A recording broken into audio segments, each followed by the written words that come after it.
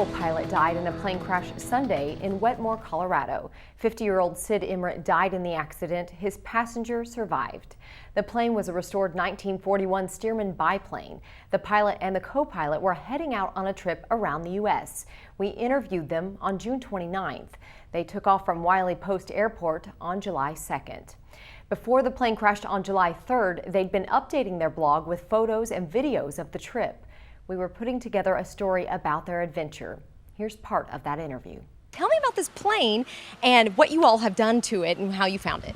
Well, it's a 1941 Stearman. It was actually delivered to the Army prior to World War II, so it spent its entire life as a trainer, and then it spent many years and hours as a crop duster. And that's really what kept these planes alive, as they were used commercially as crop dusting all the way through into the really almost the late 80s. And then this one was restored, not by me, I bought it this way, but it was restored in '95, and the gentleman did a beautiful job.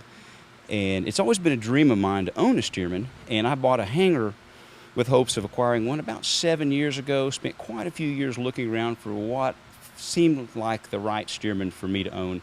Found this one a couple years ago, and really am proud to be the current owner and hope to own it for a long time. Sid said he did a little maintenance with a Stearman mechanic to fix up the plane. Well, after Sid got the plane home, he was telling me about it, and we went out flying in it one day and had a ball, and that was about a year ago, and there just wasn't enough time last summer to plan it with events already planned. So we decided, we set on a date of July 2nd and have worked toward that date, and looks like we're going to make it, and we're going to circle the central United States up into Canada.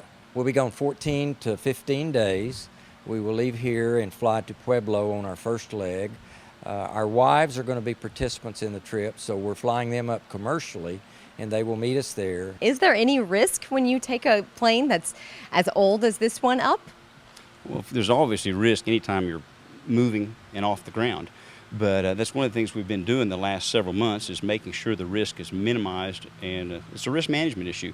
These planes are notoriously reliable. Even though it was built and designed 33 years after the Wright brothers flew, the original design, it has fewer ADs, airworthiness directives, than most airplanes that are brand new, even the brand new Cirrus. This airframe has only got 5 airworthiness directives on it in 75 years of manufacture, and the engine, this engine's not new to this plane, or not originally designed on this plane. This was the one they put on it for the crop dusting, but it's still a great engine, and it also only has 5 airworthiness. So it is a remarkably reliable engine.